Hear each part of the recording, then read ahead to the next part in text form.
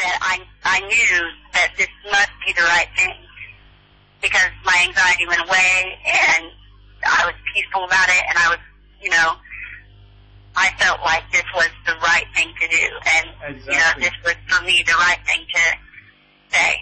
Exactly. You are doing this for many children, and you know, so you know, the video that you put up, it was like yesterday, I believe. Yes. That was you know, that was a reality check right there. It is. Well, the truth of the matter is that we are very familiar with some of those children. Yeah. And I mean, that was part of our life. Mm-hmm. I mean, some of it is way worse than we had, but you know, there's some pictures I just look at and stop on and think, wow, I can't believe we made it through that. Mm-hmm. So to make this very clear for the people, these pictures that you have shown in the video, you guys are familiar with such stuff. You were beaten like that. Oh, absolutely, yeah. Yeah.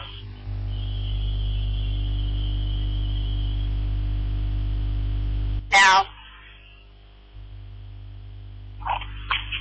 I know, I believe that, I don't necessarily believe that Sharon has changed. I mean, I called her, I think, in one of my comments, venomous chameleon, because she is very nice, and she can be very sweet and loving and wonderful, and then she just changes. I mean, quickly she just changes. But, you know, for a long time, members of our family were like, oh, she didn't do that to you. I've never seen that side of her. And then she started showing them that side, and they, you know, they've apologized to us and said, you know, I'm sorry. A good example is about, it's been about 12 years now, actually, but when my mom wanted to convert to Catholicism, I didn't agree with it because, you know, they wanted to annul the marriage, and I was like, but we happened in the marriage, so, you know, but it wasn't a big deal. I wasn't fighting with her about it or anything like that. And they called my husband at work and told him that he needed to set me straight because he's the man of the house, and it's his job to make me see the way of the Lord, which was, I guess, their way. And he said, I'm not going to do that. And so she showed up at my house, and I think she was asking for some tapes back or something, and she started going off, and I said, okay, you need to leave now. And the more calm I was, the madder she got, and the more hateful things she said. And I had had 3 miscarriages, and that was 3 weeks to the day after the last one that I had. I have 2 children, but I've had 5 pregnancies. And she was telling me that God was going to punish me for what I done, which was not listen to her. Mm-hmm. And he was going to punish me, and he was going to get me. And then she told me, you know what? He already has punished you. That's why he killed your babies. Can you repeat that last sentence again? Because I didn't hear it. She said that God was going to get me, and he was going to punish me. Yeah. And then she said that God had already punished me because that's why he killed my baby. That's why he killed my babies by miscarriages. Oh, my. And, of course, I was very upset. But, I mean, people just don't know what she's capable of. I mean, I wish there was, I just wish there was some magic saying that I could say to make people realize that this is truth. This is not a lie. This is real. This woman and this man are dangerous. They twist the word of God for their own thing. Mm-hmm. They go from religion to religion because, you know, if it doesn't suit their needs at the time, if you're following them, just do it. Just be informed. Know who you're following. Know what they're capable of. Yeah, exactly. Because I think that's really important. I mean, if I go to church, I would want to know if my pastor was a child abuser or a child molester. Exactly, yeah. The people have a right to know because, you know, John and Sharon are people that come here on YouTube pointing the finger at others, saying, you are the criminal, you are the child abuser. And, you know, they accuse other people without any proof of that whatsoever. And yet their own children right now come forth testifying that they themselves have done all these things that they accuse others of doing. So that's right. The people have a right to know this, and, you know, my goodness. Yeah. Telling you that you know, that is God's way of punishing you, that, you know, my goodness, I cannot. I really don't even know what to say to something like this. You know, this woman is even more evil than I thought. Well, you know,